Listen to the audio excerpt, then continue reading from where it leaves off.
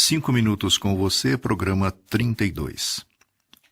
Você acredita em mal olhado, em olho gordo, em olhar seca pimenteira?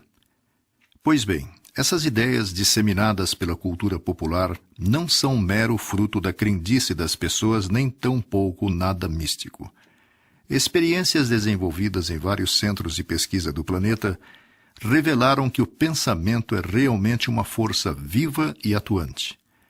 Nos anos 70, por exemplo, causou assombro em vários países o fenômeno Uri Geller. Esse personagem descobriu-se capaz de entortar metais, parar ou fazer funcionar relógios quebrados, entre outros objetos de metal, apenas com o poder de sua mente. Fez inúmeras aparições em programas de televisão ao redor do mundo, provocando inclusive o aparecimento de outras pessoas adultas e crianças dotadas do mesmo poder.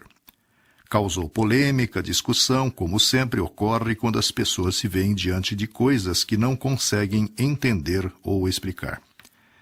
Isso, porém, não é novidade, nem tampouco algo inédito que comprova os prodígios de nossa atividade mental. Nos anos 40, por exemplo, o próprio Stalin, máximo mandatário russo, determinou prendessem e trouxessem a ele um homem chamado Wolf Messing, o qual tornara-se conhecido por produzir efeitos extraordinários com a força do seu pensamento. Tornara-se célebre por demonstrar publicamente seu talento de invadir o pensamento das pessoas, adivinhar-lhe os mesmos ou levá-las a adotar comportamentos determinados por ele. O ditador russo submeteu-o a vários testes e Messing confirmou do que era capaz. Tentando explicar o que com ele ocorria, dizia que os pensamentos das pessoas chegavam-lhe em forma de imagens. Geralmente via imagens visuais de uma ação ou de um lugar específicos. O ponto de partida era colocar-se num estado de relaxamento, experimentando a partir daí uma concentração de sensações e de força. Conseguia então captar praticamente qualquer pensamento. Embora não fosse indispensável, revelou que se tocasse no emissor do pensamento, separava o pensamento do barulho geral. Se seus olhos estivessem vendados, tudo ficava mais fácil para ele. Esteve também diante de ilustres personalidades da época e da história como Einstein, Freud e Gandhi, confirmando ante eles a captação de suas ordens mentais, com as quais procuravam experimentá-lo. Por sinal, países como a Rússia, Tchecoslováquia, Polônia, submeteram vários personagens às pesquisas que confirmaram que o nosso pensamento é força capaz de operar prodígios na chamada realidade completa, concreta e objetiva. Nélia Mikhailova tinha o poder de ordenar mentalmente a pães, fósforos, cigarros ou maçãs que pulassem de uma mesa. Fazia a agulha de uma bússola rodopiar em alta velocidade num primeiro momento, a própria bússola num segundo e tudo ao seu redor num terceiro.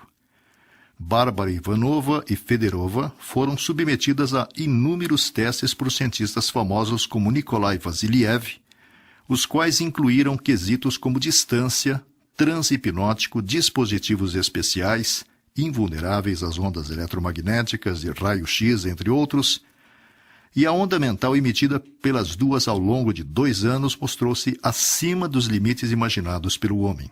Conclusão: o pensamento é realmente transmitido a grandes distâncias. 640 quilômetros foram confirmados e capazes de produzir efeitos no ponto mentalizado. O mais incrível é que o objetivo dos centros de pesquisa daqueles países era comprovar e encontrar uma aplicação desses poderes com fins militares, já que à época vivia-se a chamada Guerra Fria, que punha em lados opostos as duas grandes potências capitalista e comunista. Mas as confirmações sobre os prodígios do pensamento não se detiveram na observação e experimentação da capacidade das inúmeras pessoas testadas em laboratórios dos chamados países da Cortina de Ferro. No início dos anos 50, numa remota cidade da Rússia, começavam a ser divulgados os resultados da descoberta de um casal de nome Killian, que havia desenvolvido um equipamento capaz de juntar uma máquina fotográfica com um gerador de alta frequência, capaz de produzir entre 75 e 200 mil oscilações elétricas por segundo, obtendo fotografias que revelaram existir um campo de energia ao redor do objeto focalizado. Uma folha arrancada de uma árvore, por exemplo, mostrava miríades de pontos luminosos invisíveis a olho nu. Quando Semyon Kirlian submeteu sua mão ao teste, um mundo fantástico nunca visto desvelou-se. Parecia um céu estrelado. Sobre um fundo azul e ouro, o que estava acontecendo na mão lembrava um espetáculo de fogos de artifício. Clarões multicoloridos se acendiam, seguidos de centelhas, cintilações, relâmpagos. Algumas luzes brilhavam, outras fulguravam e depois se apagavam. Outras luziam a intervalos. Em certas partes da mão haviam detalhes escuros. Resplendores serpenteavam ao longo do labirinto que faiscava. As centelhas que pulsavam não se movimentavam ao acaso.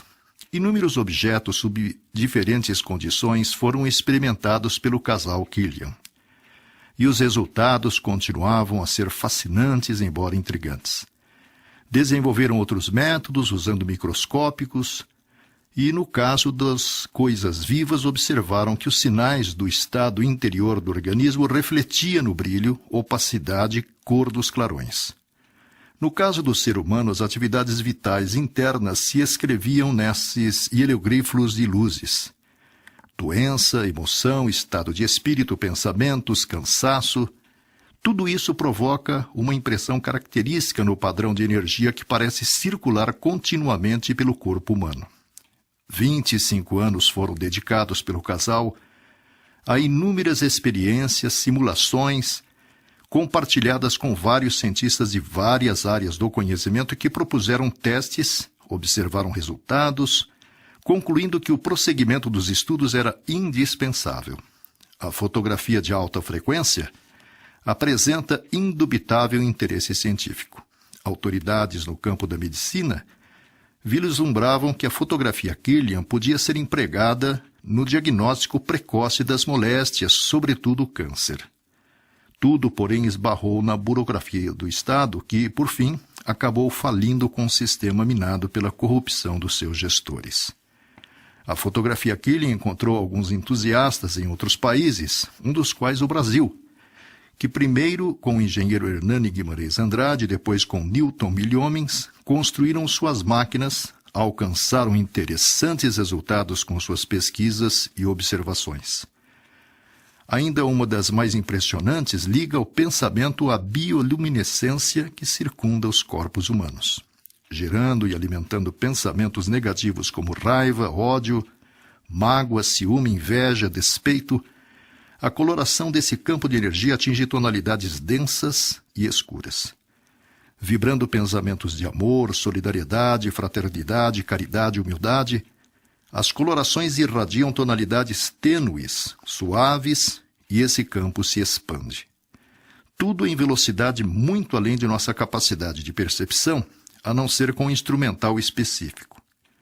Assim sendo, quando ouvir falar qualquer referência sobre mal-olhado, olho gordo, olhar seca-pimenteira, agora você já sabe que isso não é fruto da crendice popular, mas algo real e confirmado pelos estudos de vários homens da ciência em torno do pensamento da criatura humana.